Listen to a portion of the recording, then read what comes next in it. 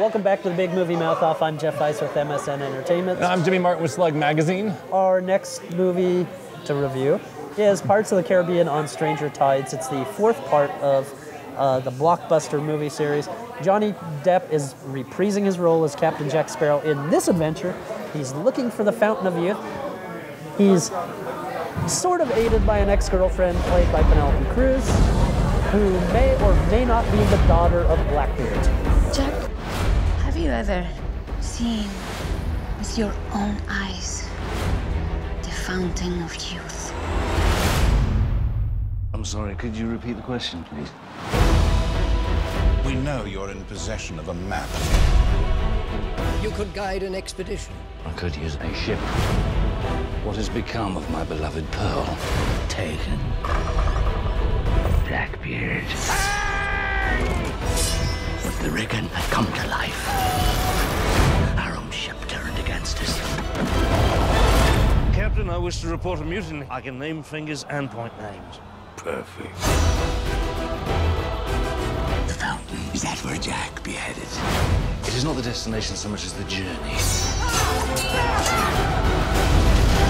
The Fountain of Youth. What does it require?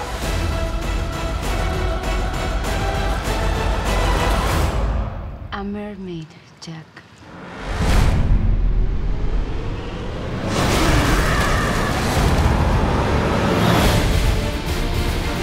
All hands on deck! We've fallen behind. We need one mermaid. You're killing her. I am a bad man. Again!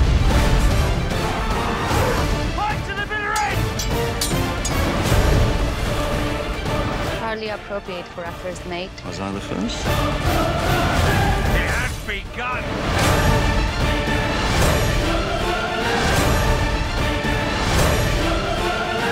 We're part of the plan, yes?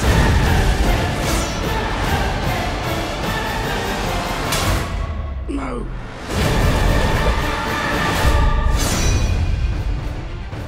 All right, here we go. I like the first Pirates of the Caribbean. I enjoyed it. I did too, except for the 17 times it ended. Okay, I liked it. I thought it was original. It was like, it's a great pirate movie. The second and third ones are pieces of crap. Enough said. So this one, I was hoping that they had learned their mistakes. Right. They would, make a story that made sense, and not make it 3 hours long. It's Two of those things. Yeah, it's not 3 hours long. Not 3 hours long. The story, more coherent than 3, because Johnny Depp's not standing out in the desert by himself and no one knows what's going on. But my God, did they not get it right? Yeah. Because here's why. Rob Marshall, who's the new director, and that's another thing. I was hoping Rob Marshall could do something new with this. Absolutely. For those who don't know, the first 3 movies were actually directed by Gore Verbinski, who also made Rango. And Rob Marshall is the director of Chicago and 9, musical numbers. Right. And I thought that because he's a musical director, he would know how to choreograph something. Because he could choreograph a musical. Right. This guy has no idea how to choreograph action scenes. No idea. Nothing. Because I have not seen action sequences this staged and slow in a long time. And it reminded me of watching Indiana Jones 4. Because here's the thing. When I watched Indiana Jones 4, Harrison Ford came back from from the last time, and every scene was slower. But you know why? It's because Harrison Ford's old. Yes. And that's fine. You're old, and that's okay. That's life. What is Johnny Depp's excuse for running around like a geriatric? Well, speaking of old, Johnny Depp acting like a lovable drunk from stumbling from scene to scene is getting incredibly old. Boy, if I jump, will I survive? Adele.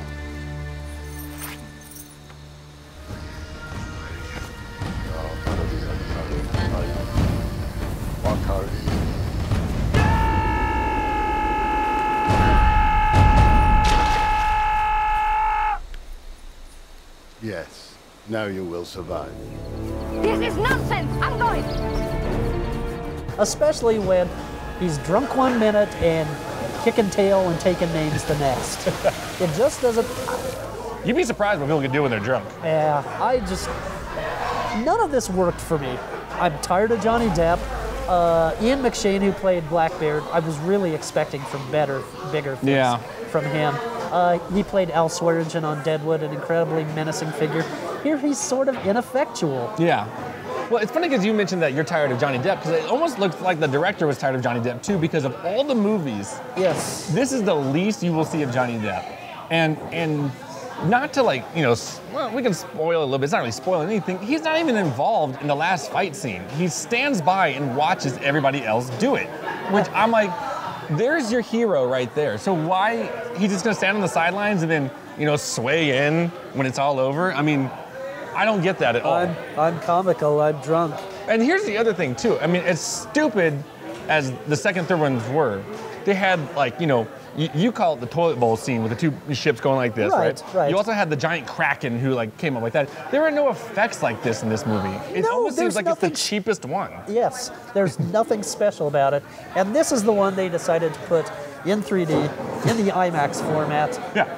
With scenes that don't need to be in that format whatsoever. Yeah, I just, every action scene is dull, and the performances are the coldest I've ever seen them. I mean, I thought by getting rid of Keira Knightley and Orlando Bloom, they were onto something. Nope. But apparently they threw out all the charm and wit from the first one with that garbage. Absolutely, and only two people for me in the cast even seemed like they were doing more than cashing their checks. That's Penelope Cruz and Jeffrey Rush, who, if they had made the movie about Jeffrey Rush's character, I probably would have enjoyed it. He's the only one who's having fun with it. Yes. I mean, everybody else is like, yar, let's get a treasure. And you're like, I don't even want to go with you because you're boring. I hate you. Can I just sit here and drink ale? I was bored. I was really bored. Yeah, well, here, and we say this all the time. When you look at your watch a number of times in a movie, that's how we kind of tell sometimes how bored we are. I looked at my watch and I was like, this thing's got to be wrapping up sometime soon because it's only 45 minutes into it. Okay, this is the problem because this was, it's so slow. Not only the action, okay, the entire pacing, it's a slow movie for slow people. Yes. So, it takes it out of me. Like I was hoping for better. And there was we don't get it. No, really it was not delivered to me. So 1.5 stars for me. Sink this turd. I didn't care for this. I don't care if there's a sequel. I hope people don't go see it. Go see the other summer movies, please. Please, don't encourage them to make another one of these. Because if this is how they're trying to redeem the franchise, we don't need any more. Yeah, I give it 1.5. It's just disappointing. That's what that would be. If it was a poster, just put disappointing Jimmy Martin. Boring, Jeff Weiss. All right, well, that's our episode for today. Let's recap it up. We started with the greatest movie ever sold. Jeff gave it 3.5 stars. I gave it 4. I think we both think it's one of the most entertaining documentaries that come out in a long time. Then we took on Mel Gibson's Beaver. Yes. And then, let's see, what did you give it? I gave it 2 stars. 2 stars. I think I gave it 2.5 for performances. I'm pretty sure you did. And the kids were better than Mel Gibson. Yes. And Pirates of the Caribbean 4 on Boring Tides. Yes. Make them go away, please. 1.5 stars each. Yeah. Next week we'll be reviewing The Hangover Part 2. As well as Kung Fu Panda 2. We're hoping for better things. We'll see.